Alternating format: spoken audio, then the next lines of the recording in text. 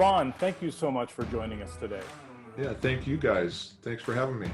You've been there so long that you're kind of the top of the food chain there with Pacific Institute. Started in 1974. I'd love for you to just unpack just quickly TPI. So applied psychology, maybe explain that and some of the approaches of the Pacific Institute. Yeah, thank you, James. And hello, everybody. I see so many familiar faces. Really, hi. It's comforting to see you all. Pacific Institute is a wonderful story, a Seattle-based company, founded by Lou and Diane Tice. Lou and Diane Tice, a couple of educators who, when you're in the field of education, you go to college and get a master's degree. And when Lou Tice went to the University of Washington to study for his master's, he ran into some psychology professors there that turned him on to what has ended up being the Pacific Institute's business. It's ended up being what's, today is called, applied psychology. And it's been a long running, interesting story. Many of you know that story. I actually feel very charmed, to have kind of found my way into this field. But I was a professional football player. I played in the NFL, and it's somewhat of a miracle that I played 5 years, and that was my goal. My goal was to play 5 years so that I could earn my NFL pension, which I did. But I needed to get very creative and to not just train hard, but I actually took psychology books to training with me. I knew there was a mental side game, and I needed an edge, and I was doing all of that before I even knew there was a Lou and Diane Tice or even knew there was a Pacific Institute. So years later, when I ran into them and I ended up attending the Pacific Institute seminar, I mean, there was a lot of resonance there for me. I was in transition from football to whatever else I was going to do with the rest of my life, and so it ended up being a really wonderful home for me, and I'll talk a little bit about that over our time together today. But James, to your point about applied psychology, Lou Tice was certainly first and foremost a really good teacher. He could take psychology and he could translate it into everyday language so that we could all use it. He was one of the first that was out there. I think would differentiate applied psychology from pop psychology or whatever else we might think about in terms of self-improvement is applied psychology is based in the sciences. Okay, so anything that Pacific Institute would ever teach, there's a research psychologist behind it. Our job is to take the research psychology, translate it into everyday language, translate it into application, and that has become a huge field today. Again, 50 years later, because next year the Pacific Institute will celebrate its 50th anniversary, and there's already some really kind of interesting discussions going on about how we're going to do that.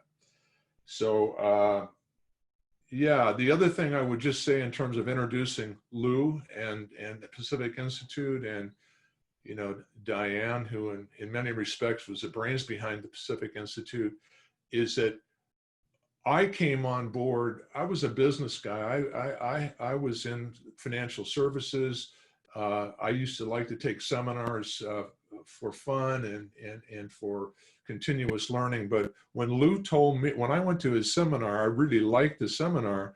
But then he told me, he said, I'm thinking about putting myself on video. This seems to be the next new thing. And when he said that, that was the business rationale for me to really start thinking about coming on board with them, because that made sense.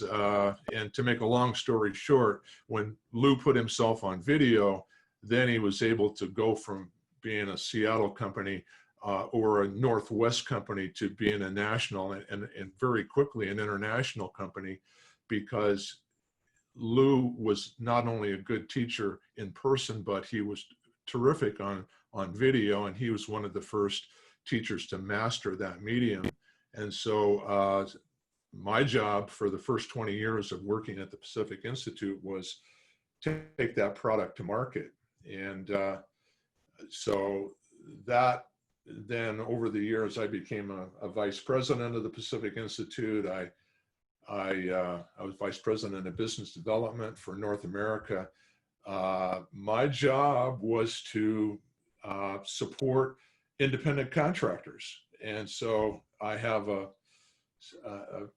love, appreciation for independent contractors that are in the world. And, you know, that's one of the reasons why I feel so at home at John L. Scott. You know, when I come in and, you know, do seminars or work with you guys, I mean, oftentimes I'm working with people that are independent contractors, and I know what that means. I know what it means to develop a mindset around, you know, being an independent contractor. So yeah, so great long story. Lennox knows it as well as I do, because Lennox has been around all those years too. I remember Lennox almost all the way back, you know, in the very beginning. And we not only have worked in the real estate industry, but, you know, my own career, I've worked in aerospace industry, did a lot of work with the military and different types of military organizations, and a few, you know, high profile athletic teams. And so anyway, today, and I'm gonna just finish the introduction here, is that I retired from my vice president role 10 years ago, and 2 years later, Lou passed away. And anyway, the company in the last 10 years has really gone through a super serious and complex transition, you know, from considering succession and the moving from the company that it used to be to what it is today. So I've been on the sidelines for a lot of that, kind of a cheerleader for the younger generation that's now leading the Pacific Institute. But sort of the short summation of what's happened the last 10 years is that there's a whole new generation of products and programs and consulting services at the Institute. And some of the latest ones do not include, you know, actually the person of Lou Tice as the talking head, you know, teaching the program, which many of you might remember from days gone by. And actually I've been involved in that because I was very interested in making sure that transition to education without Lou went well. And I was telling somebody the other day, I think I was telling you, James, that you know, I've facilitated 18 of those new version seminars on videotape in the last several years, and the last two that I did was last month, and they were both virtual seminars. So I mean, I've been through the virtual retraining experience like a lot of you have. So anyway, with that, back to you, James. Yeah, well, you know, the one thing that I really liked in our prep call earlier this week, you had mentioned that the Pacific Institute is really selective on what you teach. And the reason why I like that is that so much of any more, you know, motivation is sometimes it's like throwing something at the wall, hoping it sticks. But you have the Pacific Institute, and as well as you have this real methodology around rolling out seminars and programs and just thought patterns and whatnot. Could you explain a little bit of that? Yeah, thanks. You know, a lot of credit needs to go to Lou Tice on this, because we ended up focusing strongly on what's called cognitive psychology. And cognitive psychology is one of the schools of psychology that you can draw information from. But cognitive psychology is basically how our beliefs affect our behavior. And so it's one of the least controversial schools of psychology. And one of the things that we needed to stay credible with is stay credible with business. So, anyway, we always studied lots of different researchers. We had people coming to visit us all the time, and we still do. But when it comes down to what we end up taking and putting into our courses, that's, James, is where we were very selective. And Lou was the final word on that. And so, it's interesting. Cognitive psychology is still our core curriculum. Cognitive psychology is what we build our sort of mindset education out of. We've added, new concepts, and we've drawn on different schools of thought over the years. But that's where that comes from. And I think that's we could have made a big mistake by trying to be too many different things to too many people. Yeah. And so that's what that has meant to us. Yeah, I just really appreciate that, because it's a vetted process. It's not just the new most trendy thing to teach on, right? So that's it's pretty neat. When we were meeting, you had talked about some of the pivotal changes that have occurred, and obviously virtual, and kind of the overall acceptance of virtual as a reasonable medium to do business, conduct business, has been a major part of that. But TPI has also gone through some changes, and I know virtual is one of them. Could you share a little on that? Well, the last live seminar that I did was on March 7th and 8th. I was back at Towson University in Baltimore, and it was interesting to me. I flew back there, and there were so many empty seats on the plane, and coming back, half of the seats on the plane were empty. And so I remember having a long conversation with the stewardess about, gosh, what does this mean for the business? And those were in the early days of the sort of response to the pandemic. But my seminar that I taught before that was the week before, and I taught a seminar with Bobby Chipman. Bobby, that seminar that we did at the end of February down in Puyallup, that was my last, John L. Scott seminar, that I did. And so anyway, when March rolled around and April rolled around, and we took stock of what was happening. I really want to give credit, to my colleagues, especially the younger generation. They really made a quick pivot, made some quick decisions, started reconverting and redesigning our education to sort of be online, remodeled the website, and by June, we were, in business delivering virtual seminars. And actually, just the last couple of weeks ago, we conducted facilitator training. So we're now teaching facilitators not only how to deliver our education, but how to deliver it virtually. So there's obviously an extra few skills that you need to learn, in order to do that. And so, and I just got off on a Zoom call before this one, where we're talking there. And again, I'm playing catch up with the company in a lot of respects. I mean, they're moving faster, and I'm not in the fast lane, as much as I used to be. But the interesting conversations about where we're going this fall, this winter. There is going to be a 50th anniversary of the Pacific Institute next year, and that's already being designed, and a lot of it's virtual, and there's some new models that are being used. I think it's interesting.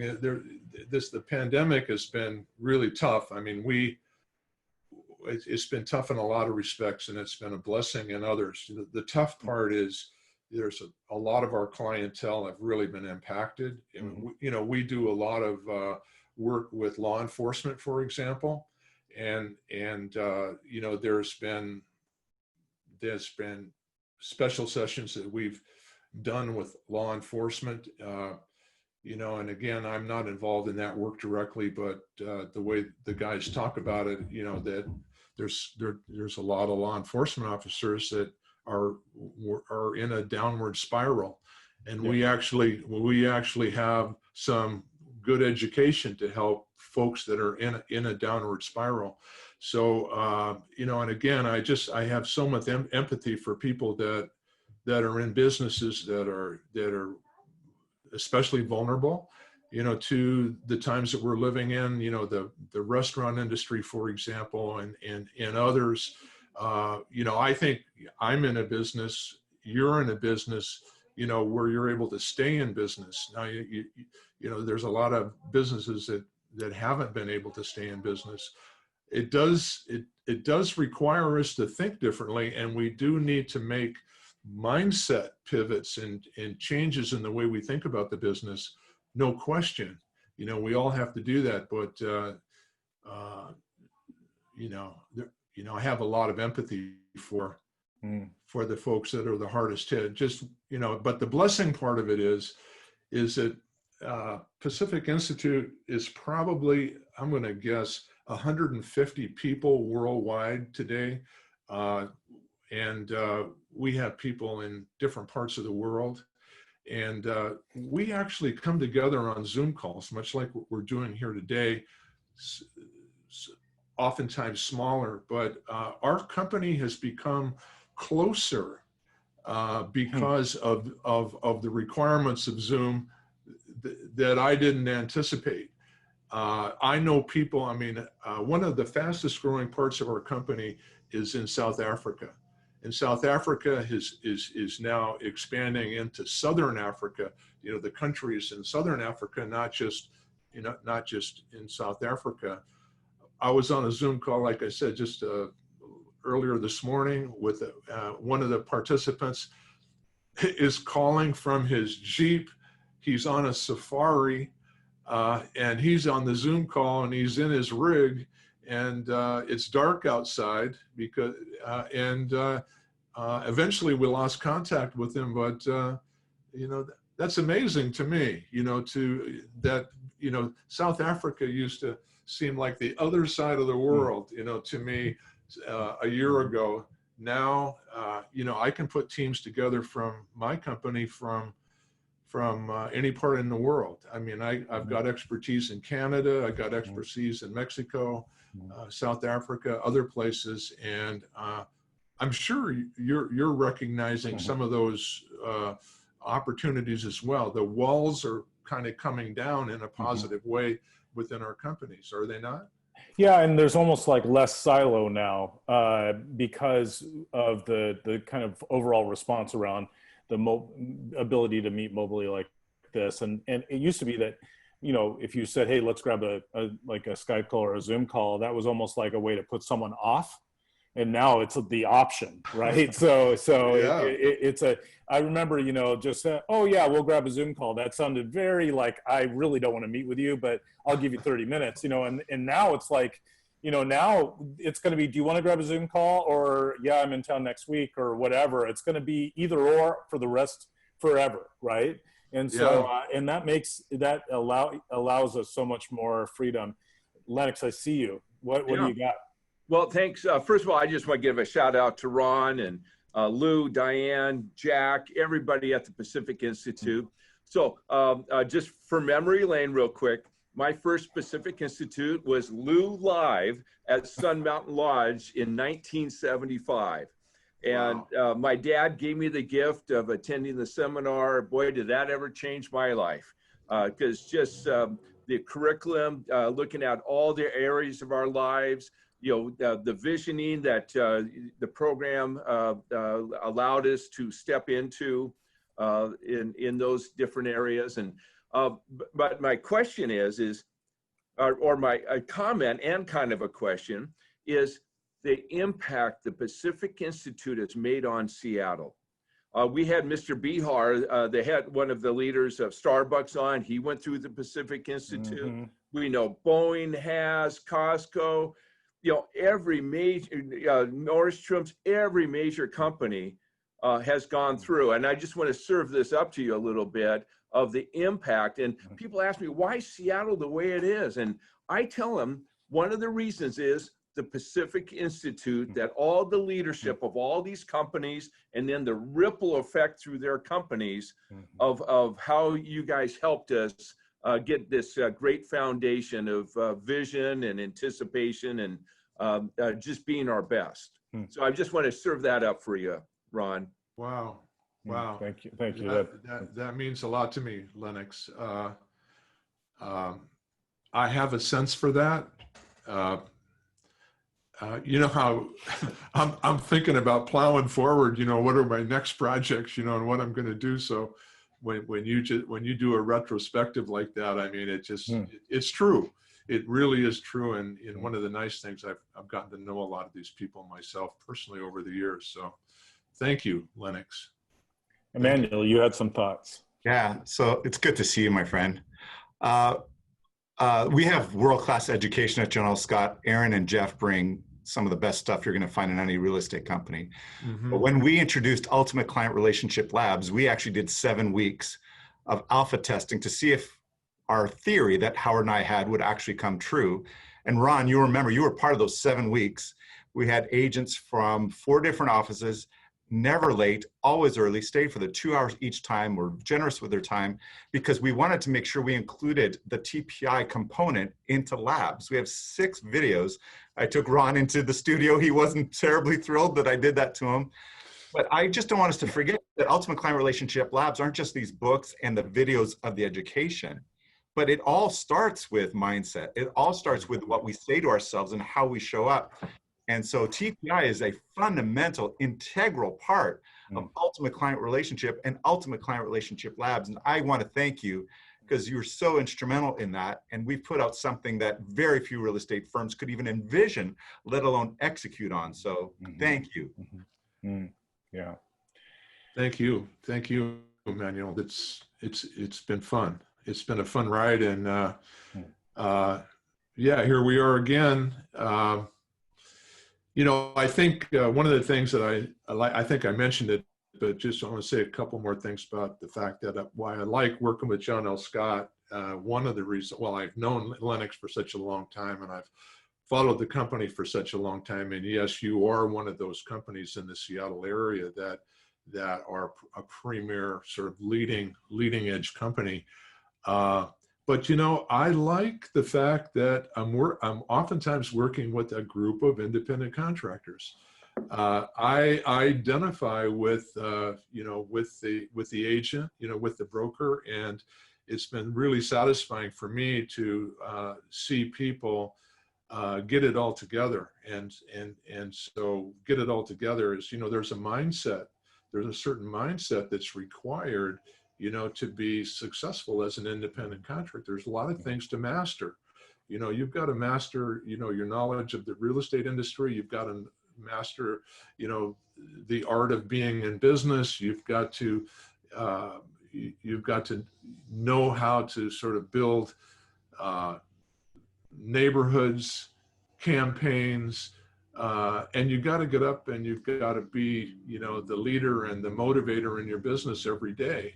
And so there's a number of things that your agents need to master simultaneously, and we can address those, and we have addressed those specifically, you know, during the seminar. So we take the education, and again, applied psychology. We're taking the psychology and we're applying it to, you know, the specific business requirements of the independent contractor. So, hey Ron, how did affirmations come around? Because that's a component in implementing one's individual vision. But was that right in the beginning, or did that come around, or? a good question, Lennox. I think the way I look at it is that the science of the brain, how the brain works, it adds up to affirmations. It's almost like affirmations are the cherry on top. If you understand about how your mind works, how the neuroscience of it all, how your imagination can feed your growth as a person or your growth as a professional. Affirmations end up being just the the specific way to sort of put the sharp point on the pencil, at the end of the whole exercise. So affirmations, I know you use affirmations and you champion affirmations, Lennox. I've always used affirmations. I needed to use affirmations to make my transition from football to this, because I needed to grow. I needed to sort of be a different kind of person. So I don't think I could have done that if I didn't have the grounding of the science and the psychology, because you can walk in and learn affirmations. Someone can tell you about affirmations and you say, okay, well, I'll do them. But you don't have the science behind it.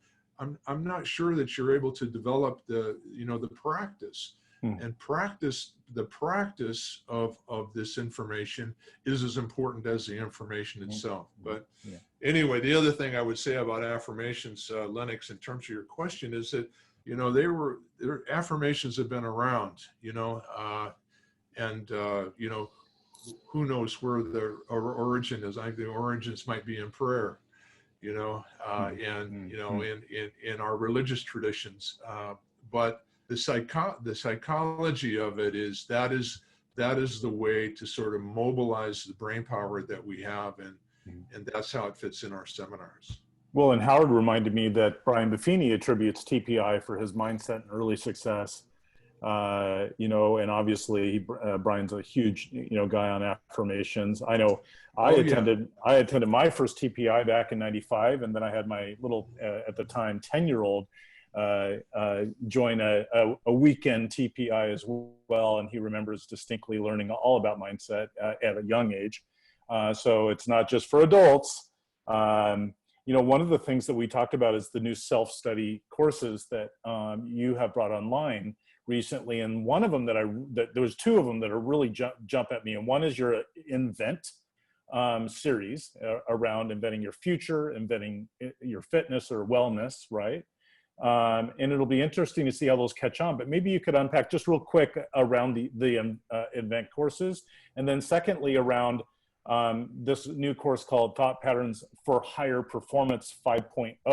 So I'd love for the group to hear those two things, because all of us should be spending some time in personal development, not yearly, but daily, right? So these are available to us online and obviously would be incredible. So I'd love to let everyone know about them. Yeah, well, before we get too far away from the reference to your 10-year-old, James, I'm reminded that there is we've always had education for young people. We've had a teenage program, so to speak. The latest version of it has been called PX2. There's actually that's the one he was in. There's two new PX2 programs that are under development right now, and should be available by next spring at the latest. But one of the youth programs is for high school age, and one is going to be for middle school. And so there's a difference in how you teach the information to young people. But I mean, some of us have had kids in there, and there's when kids get this information, and maybe 11, 12 years old is the time that that's best to get started. To have this information at a young age is a big advantage. I mean, it's a big advantage. And so anyway, that's going to continue. But to your point, we've actually redesigned most of our curriculum. Our core curriculum is, as many of you remember it, is the cognitive psychology. James, your reference to Thought Patterns for High Performance 5.0, that is our core curriculum. That is a 2-day seminar. That's a facilitated 2-day seminar with learning materials. As a lot of you have experienced, it's facilitated by an instructor. But we've got 2 new programs that are really derivatives of that, still concentrating on the core curriculum. One is called Well-Being and Performance. It's a shorter course. It is facilitated, but then there's another course, the one that you referred to, Invent Your Future, James, is a self-paced, self-study, stand on its own. And one of the things about it is that the price points on those programs, go down, and we're building programs for a larger, market, and so some of the programs are facilitated, some of them are not. But let's see there's another part. Our product line is, a lot of people don't know that Pacific Institute is in the consulting business. I mean, we're an education company, but we also have a consulting arm. We do assessments, formal assessments. We have consultants that are experts in culture. So, imagine taking sort of the brain information and extrapolating it into how it relates to leaders, teams, and corporate culture. There's a whole practice there at the Pacific Institute. Of particular interest to me is one of the other things that I've done in this last 10 years of my retirement. It's really what a misnomer that is. I left my corporate position, but I've been as busy as ever, sort of working on some of these other projects. One of the things that I do is I'm a member of what's called the Cognitive Science Research Committee, and that's 7 of us worldwide that have an appetite for the research and have an interest in, doing some deep dives on research that seems related to our work. Sometimes it is, sometimes it isn't. We develop relationships with researchers.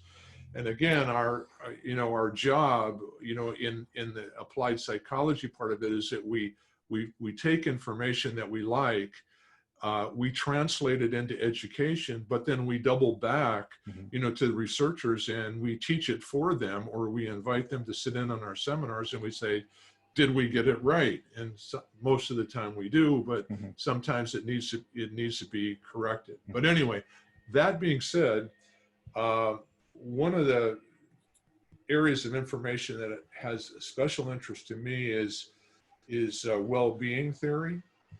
And for those of you that are familiar with Martin Seligman, Dr. Martin Seligman at the University of Pennsylvania, he wrote a book in 2011 called Flourish. I think that was a recommended book, and John L. Scott, many of you might be familiar with it, but that's actually my favorite book of the last 10 years. Is that book, because it includes some really wonderful introduction to well-being theory. Seligman translated it into what's called PERMA, and I know that we've always emphasized, not only emphasized production, at John L. Scott, but we've emphasized life balance.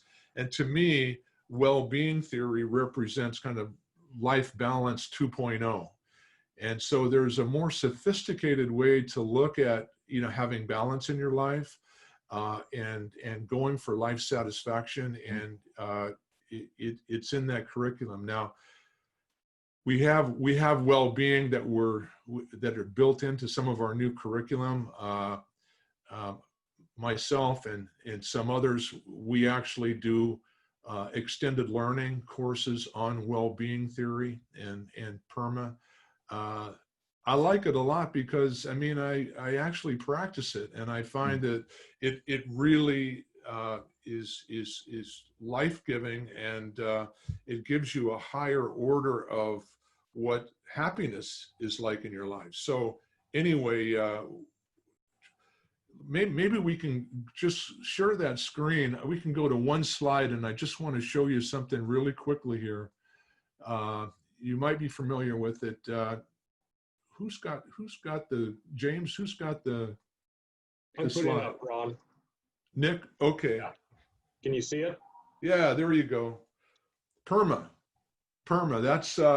that's Martin Seligman's designation of well-being theory: positive emotion, engagement, relationship, meaning, and accomplishment. Now, those five areas are 5 different kinds of areas that we can concentrate on, that we can goal set on, that we can build into our life, that gives us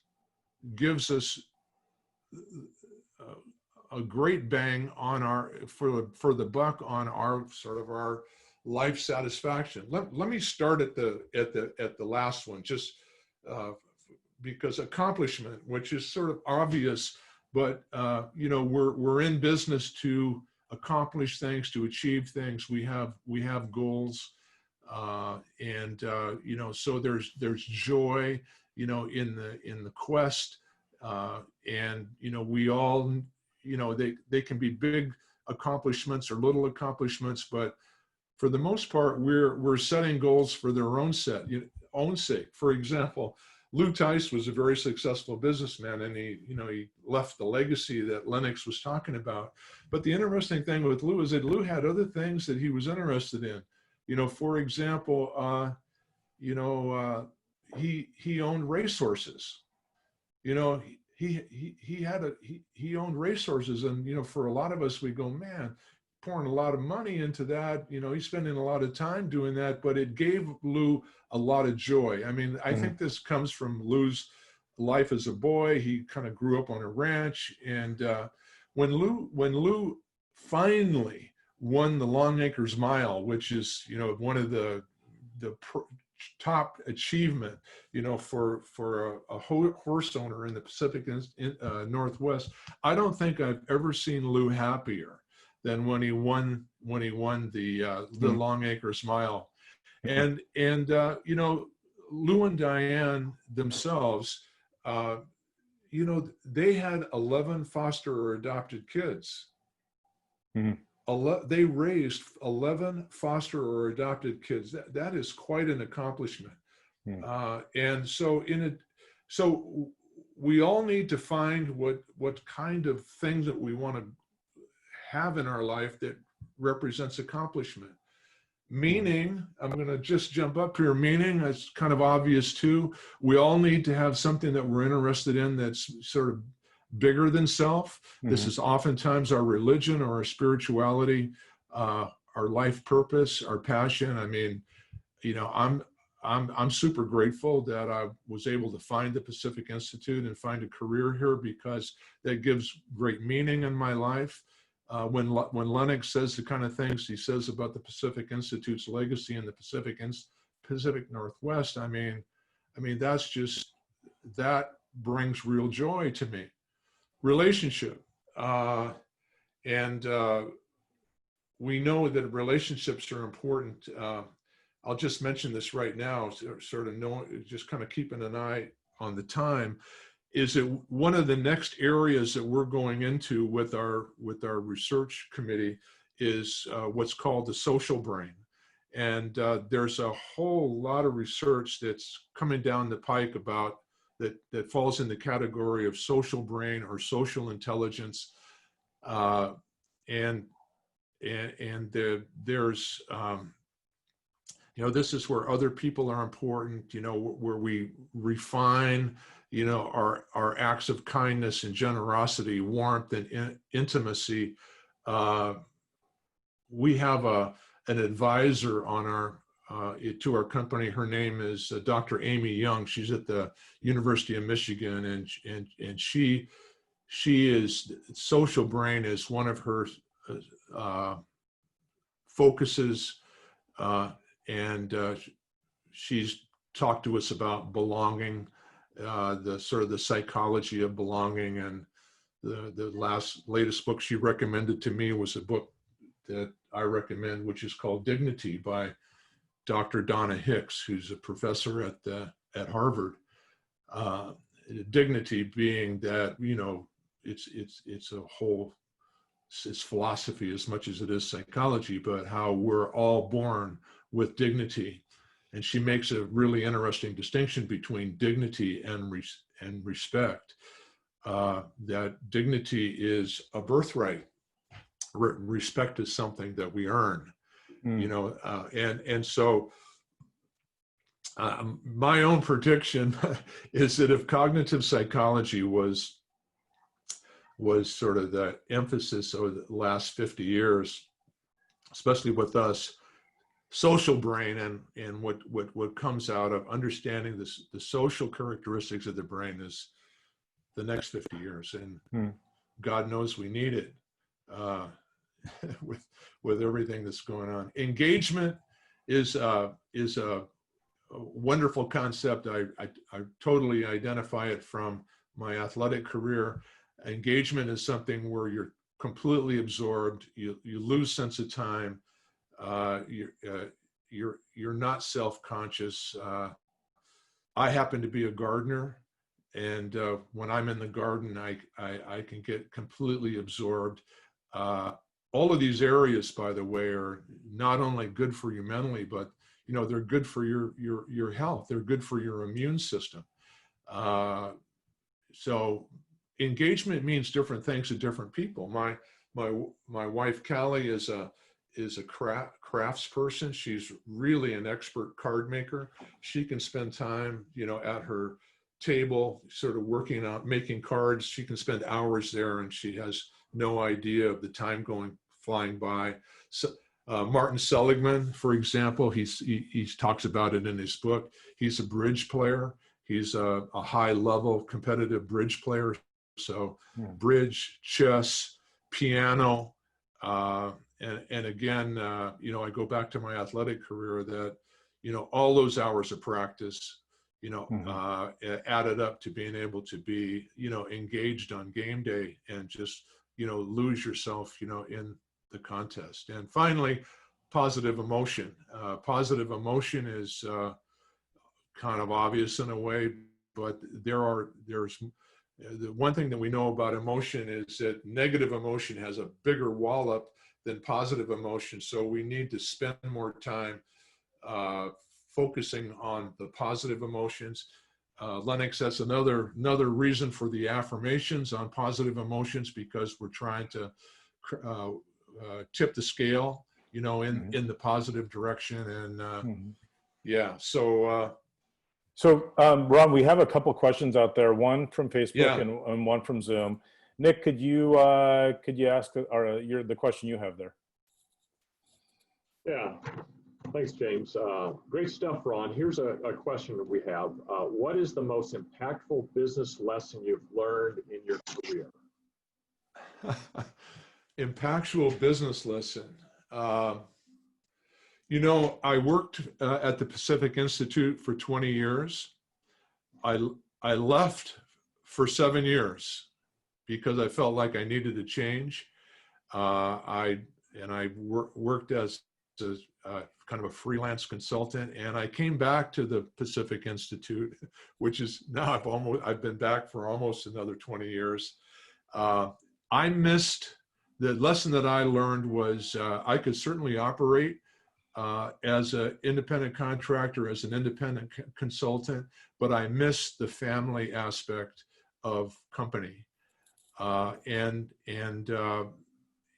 you know, sometimes Lou and I would get into squabbles about things, and you know, I'd get mad at him, and or he'd get mad at me, and but none of those squabbles were ever nearly important enough to sort of leave over. And I remember when I left, that one time I left, I sat down and had a talk with Lou, and I said, Lou, I just need to move on. I need to do something different. I don't want to travel anymore right now. My kids are at a certain age. I'm going to go out in the community, and I'm going to do my own consulting. I just thought I wanted to tell you that. And Lou said to me, he said, well, that's okay. He said, you can do that. He says, what's really different about this is like people leave the Pacific Institute, but no one's ever sat down and talked to me about it before. They just leave. But sure enough, 7 years later, I came back to Lou and I said, hey, Lou, I've done my thing. I want to come back. I want to work in the Pacific Institute. I miss everybody. I miss the community of it all. So that was my biggest lesson, I would say, James. Or not was James, that was Nick. Nick, yeah. Hey, James? Yes. Mona has a question. Mona. Well. Hi, Mona. Hey, how are you, Ron? Good. Hey, first of all, Ron, don't call it retirement. Call it recreatement.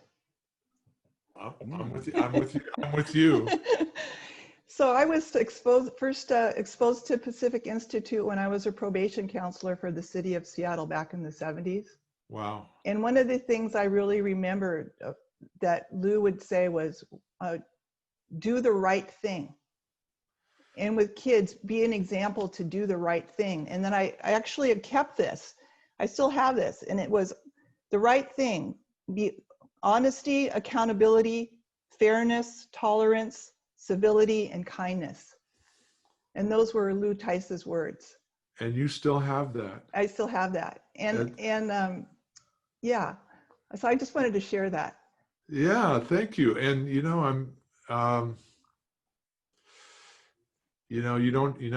just have that in writing on a piece of paper. You most likely have that in your heart as well.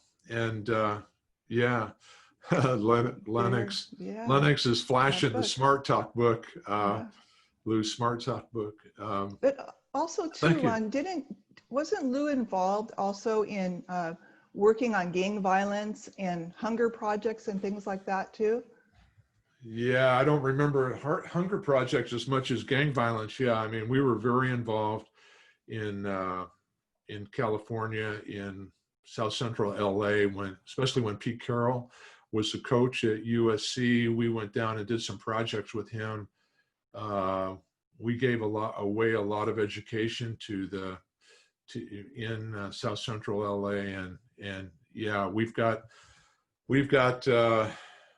alumni still from there that we stay in touch with. And again, when I'm talking about sort of the current issues that are going on with law enforcement and downward spiral and all of that, some of those same people are sort of, here it is, it's 15 years later, and many of them are retired, but they're back, in the game, helping us deliver some education to, current people that need it. So, yeah. And, the other thing too, just related to that, is going all the way back to the beginning, Lou and Diane and Gordy Graham. I don't know if the name Gordy Graham means anything to everybody, but Gordy was a guy that was incarcerated for 17 years in prison, over in Walla Walla. He was released. Anyway, make a long story short, Gordy, the education gave Gordy what he needed. It was sort of the missing ingredient, but Gordy went on to become one of the most famous educators in the field of corrections, in the United States. And Gordy's now 88 years old, and he's still out there. He's still out there in the world teaching, and so Lou and Diane, and we have this wonderful history of working in corrections, and we work not only with inmates, but parole officers and wardens, and some of that work is still going on. Well, thank you. Aaron, I think you have a question out there as well on Facebook, correct? Yeah, so we're getting lots of people commenting about when they went to the Pacific Institute, or a couple of people commented that they remember seeing Lou Tice at the John L. Scott Convention. But one of the things that's come up is, what do you recommend for people who, need to change their mindset or need to adjust, especially during this rather unusual time? Good question. I mean, I think rather unusual time is let's put the emphasis on that. I told you about having to face it, like, the pandemic environment, like all of you have. I mean, March was really a confusing month, but by April, I was starting to sort of get my wits about me. And anyway, as part of my responsibility with the research committee, I wrote a paper on, what are some mindset things that we need to think about to sort of navigate, these times. I sent a copy of this paper to James, and it's available to you, or it's available from me. The paper is called "A Cure." The cure is a comma, and that's from a quote by Gracie Allen, which says, don't place a period where God has placed a comma. And basically it means, keep on keeping on, and continuous learning. So, but as for tactically, one of the things that I've done, and again, everybody comes up with some of their own strategies and tactics, but I found it was very valuable to sort of come back inside of today. And come back inside of today is, often I'm so used to living in the future. We all are, as business people, thinking about the future. But the future, especially, well, it still is, but especially back then in the spring, is so uncertain. It's hard to predict. People say, have a vision. Well, I don't know what to have a vision of. And so I always found the discipline of coming back inside of today. Okay, then I could remove the anxiety out of my thinking. Okay, what do I need to do today? What do I have control over today? What am I going to do work-wise? What is my measurable for today? What am I measuring today in my business? What do I have plans for tonight? Plans with my family, or plans for entertainment and fun. I got a lot out of Trevor Moatt's book. It takes what it takes. I was on the Facebook call with Trevor earlier this summer, but Trevor's neutral thinking, it was really helpful to me. And actually, I've worked his thinking into sort of work that I do. And actually, the Pacific Institute has embraced some of Trevor's thinking on this. And Trevor's a member of Pacific Institute family tree. His dad used to work for the Pacific Institute back in those early days. And Trevor, I've known Trevor almost all of his life. And so anyway, the question was, what do you do? What do you do? I would say, without going, you got to take it one day at a time. But you also got to find a way to have a business plan. I know this is a time of year.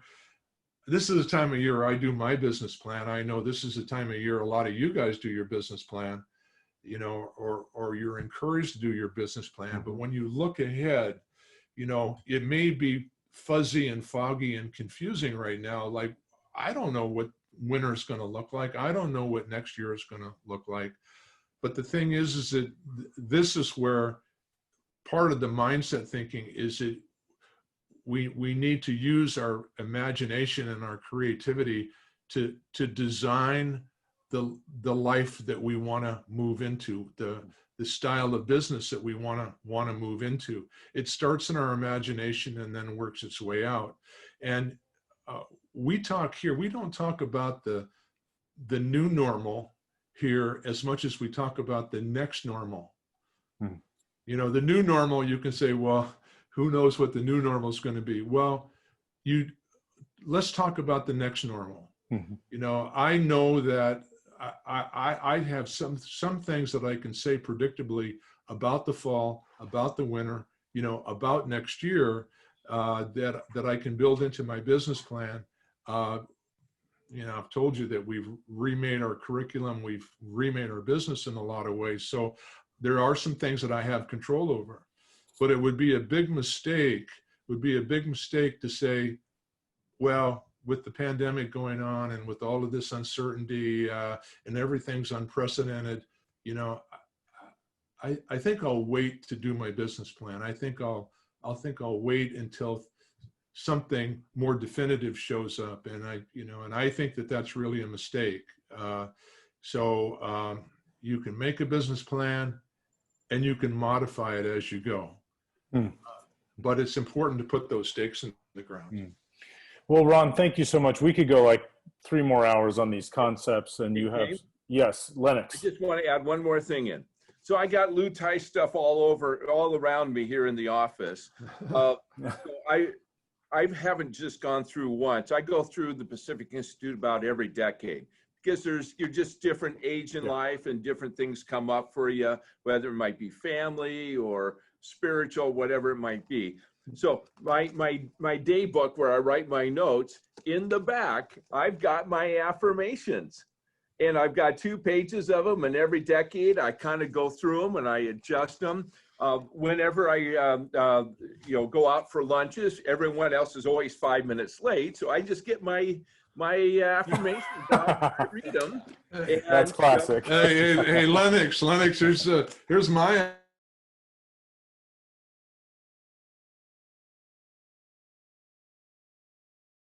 And the first thing I do every morning with my coffee is I spend time in my journal. Some of these, I'll just share a couple of them. I enjoy work and love to win. I enjoy helping others around me to win. My favorite word is possibility. I feel great when I recognize people I met by their first and last names and focus my entire attention on them. What I choose to do and be is me.